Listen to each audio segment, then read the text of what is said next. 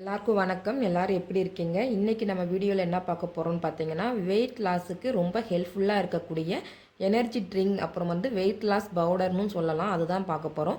அதுக்கு தேவையான பொருட்கள் என்னென்னு பார்க்கலாம். ஃபஸ்ட்டு இஞ்சி கொஞ்சம் அதிகமாகவே எடுத்துக்கிடுவோம். நல்ல முத்தின இஞ்சியாக பார்த்து வாங்கி தோலெல்லாம் சீவிட்டு அதை பொடிசாக கட் பண்ணி எடுத்துக்கிடுவோம். இப்போ நான் சொன்னது எல்லாத்தையுமே பார்த்திங்கன்னா மிக்சியில் போட்டு அரைச்சிட்டு அதுக்கப்புறம் கடாயில் வறுத்து நெனலில் காய போட்டு எடுத்து தான் பவுடர் செய்ய போகிறோம்.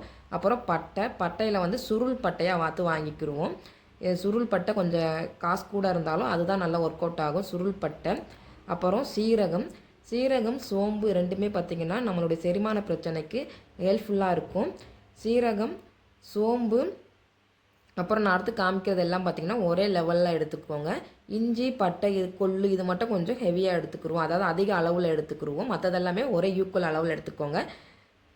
சோம்பு அப்புறம் தனியா, கொத்தமல்லி சொல்லுவோம் இல்லையா, மல்லியோடைய விதைகள், தனியா அது பார்த்திங்கன்னா ஒரே அளவு. இது எல்லாமே நான் ஒரே அளவில் தான் உங்களுக்கு காமிக்கிறேன். நீங்கள் எந்த அளவுக்கு இஞ்சியும் பட்டையும் எடுத்துக்கிறீங்களோ அதற்கு பாதி மற்றது எல்லாமே எடுத்துக்கோங்க, கிராம் கணக்கு போட்டுக்கோங்க.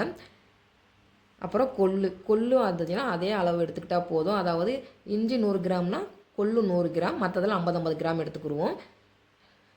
இதில் நான் காமிக்காதது பார்த்திங்கன்னா எலுமிச்சப்பழம். என்கிட்ட இப்போ எலுமிச்சப்பழம் இல்லை, ஆல்ரெடி நான் அரைச்சி வச்சுருக்க பவுடரில் அதுவும் ஆட் பண்ணியிருக்கேன்.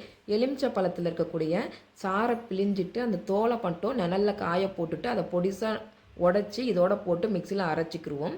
எல்லாத்தையும் அரைச்சதுக்கப்புறம் கடாயில் போட்டு அதை ஒரு தடவை வறுத்ததுக்கப்புறம் நெனலில் காய போடணும். ஒரு நாள் நெனலில் காஞ்சாலே போயிடும். ஏன்னா நம்ம இது எல்லாத்தையுமேவும் கடாயில் வறுத்துட்டோம், அதனால் நெனலில் காய போட்டால் உயரமாகவே காஞ்சிரும். காஞ்சதுக்கப்புறம் திரும்ப அதை எடுத்து சின்ன மிக்சி ஜாடியில் போட்டு நல்லா அரைச்சிக்கோங்க. அரைச்சதுக்கப்புறம் அதை ஒரு ஜல்லடை வச்சு ஜலிச்சு எடுத்துக்கிடுவோம். எடுத்து அதை ஒரு டப்பாவில் ஸ்டோர் பண்ணி வைக்க போகிறோம். நம்ம இதெல்லாமே அப்படியே ஃப்ரெஷ்ஷாகவே எல்லாமே ஆட் பண்ணி ஒரு 2 டம்ளர் தண்ணி ஊற்றி கொதிக்க வச்சு அதை 1/2 டம்ளர் 1.5 டம்ளர் வந்ததுக்கப்புறம் குடிக்கலாம். இல்லை என்னால் தினமும் அதை செய்ய முடியாது அப்படிங்கிறவங்க இந்த மாதிரி பவுடர் ஆக்கி வச்சுட்டிங்கன்னா தேவைப்படுறப்ப 2 சிட்டிகை அளவு போட்டு தண்ணி ஊற்றி குடிக்கிறதுக்கு ஈஸியாக இருக்கும். நான் பவுடராக தான் செஞ்சு வச்சு குடிச்சிக்கிட்டு இருக்கேன். இது காலையிலையும் சாயந்தரமும் டீக்கு பதில் தான் நம்ம குடிக்க போகிறோம். இந்த மாதிரி பவுடர் ஆனதுக்கப்புறம் இதில் காமிச்சிருக்கேன் இல்லையா, இந்த சிட்டிகை அளவு எடுத்துக்குவோம்.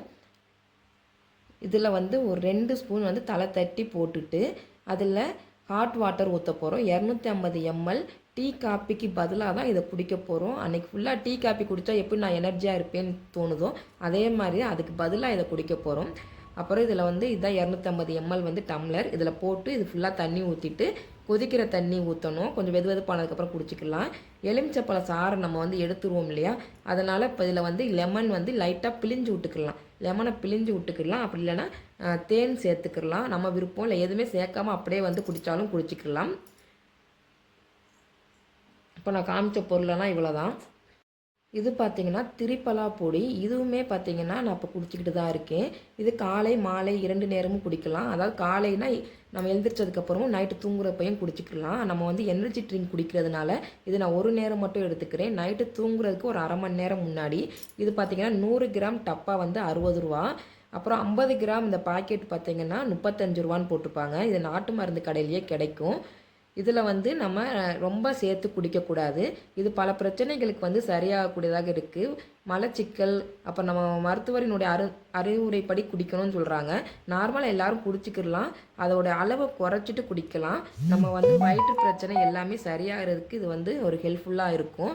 ஏன்னா இதில் இயற்கையான நெல்லிக்காய் அப்புறம் கலர்ச்சிக்காய் இதுதான் ஆட் பண்ணியிருக்காங்க. அதனால் இது நமக்கு எல்லாருக்கும் ஹெல்ப்ஃபுல்லாக இருக்கும். நான் இதில் காமிச்சிருக்கேன் பார்த்தீங்களா, இதில் ஒரு சிட்டிகை நல்லா தலை தட்டிட்டு ஒரு சிட்டிகை போட்டு அதே 250 ml தண்ணி ஊற்றி குடிச்சிருவோம். ஏன்னா ரொம்ப குடித்தா ஹெவி